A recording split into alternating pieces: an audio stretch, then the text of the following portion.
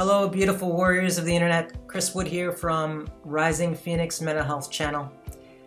And I want to talk to you today about emotional relapse. Is it a big deal if you emotionally relapse, if you haven't reconsumed alcohol or drugging? Is it? Is it? Is it?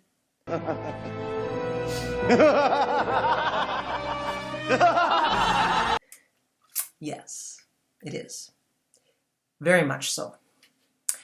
There's 3 stages of relapse. The first one is emotional relapse. Probably the more important of the 3 of them. They all have their own sort of combinations, but the first one is the big one.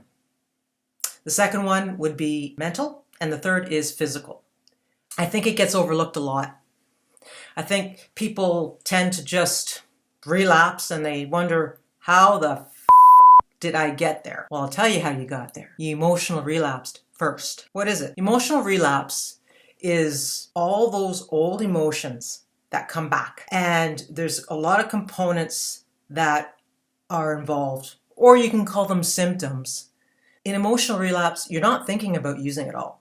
That's the last thing that's on your mind. You're living your day-to-day life, and we all know life is hard, so there are times that are going to be a little bit more challenging than others. So you need to understand that there's a process, and emotional relapse is the first thing that goes. This can occur weeks, months before you actually physically relapse. So there's plenty of time to catch the symptoms before it happens. A lot of it has to do with being self-aware as to what's going on around you, following your recovery relapse plan to ensure that if things are going to go off track, you have a plan. I would say some people think that emotional relapse isn't a big deal. Some people may not even have heard of it. If you haven't been to treatment, if you haven't had an alcohol counselor or drug addictions counselor, you may not have even heard of those terms, emotional, mental, and physical relapse. We're all about dealing with it after. More so reactive than preventive. And in recovery, you just can't do that.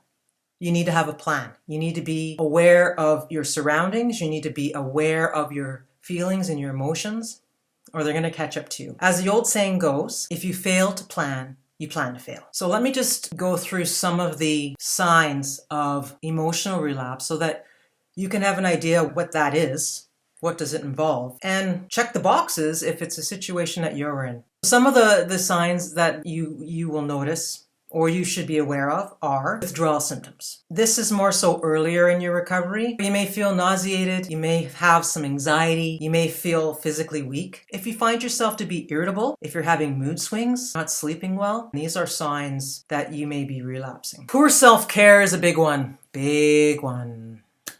Yeah, okay. Well, this is gonna hurt like a mother. It's one that I find I tend to notice in myself if I'm not looking after myself, if I'm not having a shower, brushing my teeth, getting out of bed. And then you got your people, places, and things. Really, at the end of the day, if you're starting to go back to those old patterns, those old behaviors, you start hanging out with those friends that don't support you in your recovery, that want to go out drinking with you or partying and drugging with you. If you start to think about places that you used to go to actually pick up or drink, you're taking it to the next level. If you're feeling hungry, angry, lonely, or tired, any of those, then that's just something to add on to being on that pathway to relapse. Relationships is a tricky one. Relationships and sex, if things are not going well, that could also be another symptom. If you're isolating, intentionally not going out, or not wanting to go out, or changing your plans so you don't have to go out, or canceling your plans, that's another symptom. I think the best one here is your pride, your ego. Basically, you're telling yourself, I'm good, I got this.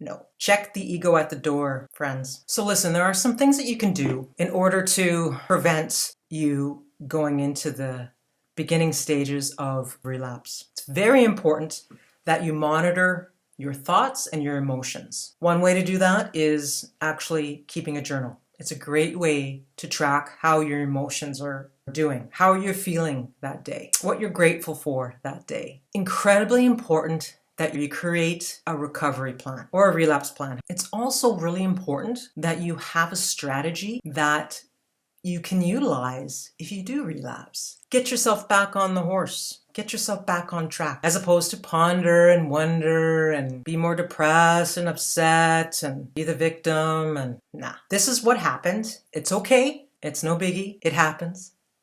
But what really is important is that you get back on track. The biggest tip that I can give you is to keep it simple. The reason for that is it's already incredibly stressful and your anxiety is high and your emotions are all over the bloody place. You just want something simple that's not going to be 25 pages long that you can follow, that you can look at and say, okay, I'm feeling this way. I need to change some things quickly or else I'm going down that rabbit hole. So keep it simple. Don't worry about all the other things that you want to work on, other past mistakes or relationships. This isn't the time for it.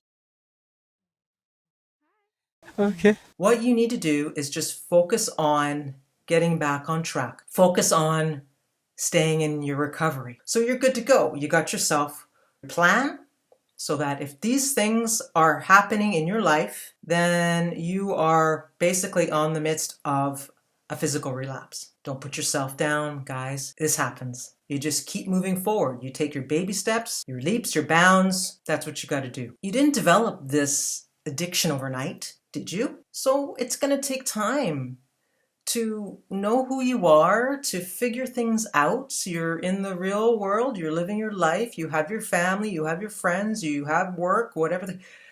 It's going to take time to manage. Have faith. You really got to have faith in the process. I know that it's really challenging sometimes, but it is possible. In order for me to continue within my recovery with PTSD, occupational stress injury, depression, anxiety, I don't only have to trust in the process and have faith, but I also have to believe in something that's greater than myself. That's the only way it's going to work for me. I can't do it any other way. So for me, my spirituality, my higher power, meaning all my friends and family and the people that are around me, my dogs, going to the grocery store, going to a movie, like all of that stuff. My entire life is my higher power. The people around me, the people that have passed, all part of my higher power. If you don't have a strong support system, then you might as well just dive right into that rabbit's hole. You can't do this alone, guys. You need your people. You need friends that you can count on 24/7, right? This is all sort of part of your recovery plan. We're all going to have days where we need a little bit more self-care, a little bit more self-compassion. So when you have those days, which you're going to have, you let yourself just say, okay, no worries. I understand. You need this time. And it's okay. And it's okay that you missed a meeting. And it's okay that you canceled an appointment. And it's okay that you decided to stay in bed today. The important thing is it doesn't become repetitive. Because once it becomes repetitive, then you are relapsing. A clean and sober life is a hell of a lot better than a life spiraling out of control in addiction. Wouldn't you agree? So I have a recovery plan that I still follow to this day. I've been out of treatment for over 2 years now, and I still follow it to this day. I got to tell you that I was in an emotional relapse, probably started about 6 weeks ago, and I was just little things were happening. I wasn't eating healthy. I went from eating fairly clean to eating pizza 3 times a week. I would not exercise. My exercise would be inconsistent. I would literally do what I needed to do just to maintain, and I wouldn't do anything more than that. So maybe 2 to 3 times a week I was exercising. Sometimes not at all. I would go to bed at whatever time, or I wouldn't be able to sleep. So I had insomnia. I wouldn't deal with that problem. I would just stay awake.